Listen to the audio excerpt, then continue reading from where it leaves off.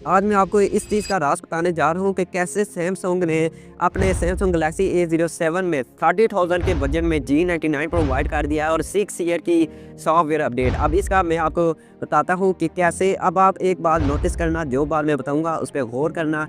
ये ना हो कि मुझ पे ब्रांड के पीछे मुझे गालियाँ देना शुरू कर दो। आपने एक-एक बात सही से नोट करनी है। अब आप जानते होंगे कि सैमसंग अपने कुछ पिछले 3 साल से A15, A16 और A17 में एक प्रोसेसर दे रहा है G99।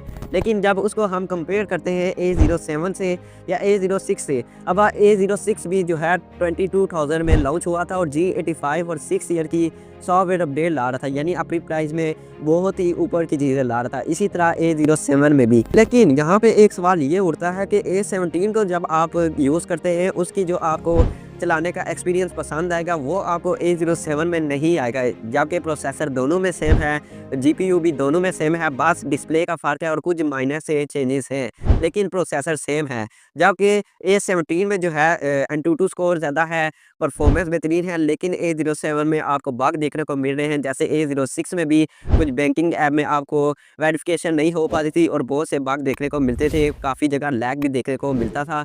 इसी तरह A07 में गेम क्रैश का होना और जो अपडेट आई है 1 UI 8.0 की, मैंने कहा था शायद जिससे वो सॉल्व हो जाए, वो तो सॉल्व हो गया। लेकिन काफ़ी लोगों का अब ये कहना है कि जब हम व्हाट्सएप में या कहीं पे वॉइस रिकॉर्ड करते हैं तो ये पहले से कम वॉइस रिकॉर्ड कर रहा है। ये मेरा कहना नहीं है, लोग मुझे कमेंट करते हैं, तो आप भी ज़रूर चेक करो और मुझे कमेंट बताना। अब जो इसकी वजह पीछे ये है कि जो A17 में सॉफ्टवेयर की ऑप्टिमाइज़ेशन है, जो प्रोसेसर की ऑप्टिमाइज़ेशन है, वो बेहतरीन किस्म की गई है। यानी वो जो स्मार्टफ़ोन है, वो अपनी प्राइस के हिसाब से बेहतर ऑप्टिमाइज़ है, जबकि A07 के केस में ऐसा नहीं है।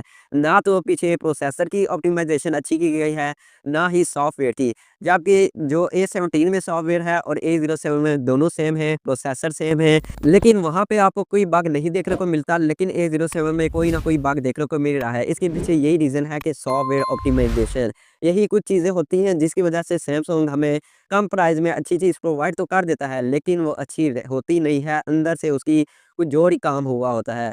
आपको मैं यही कहना चाहूँगा कि अगर आप तो 30-40,000 के बजट में 50,000 में आप लेना चाह रहे हैं, तो उसी स्मार्टफ़ोन की तरफ जाएँ जो बेहतर चीज़ें प्रोवाइड कर रहा है, ना कि ब्रांड के पीछे भागें। लेकिन मैं इतना भी कह दूँ कि जब आप एक्सपेंसिव चीज़ें बाय कर रहे हैं, एक्सपेंसिव स्मार्टफ़ोन बाय कर रहे हैं, बजट ज़्यादा है, तो तब आप ब्रांड्स का ही स्मार्टफ़ोन लें, क्योंकि वहाँ पे ब्रांड अच्छा काम करता है और ब्रांड वैल्यू भी हमें देखने को मिल जाती है। बाकी आपकी क्या राय है, मुझे कमेंट में ज़रूर बताइएगा और बाकी मज़ीद ऐसी टेक वीडियोज़ के लिए मुझे फॉलो ज़रूर कर लो।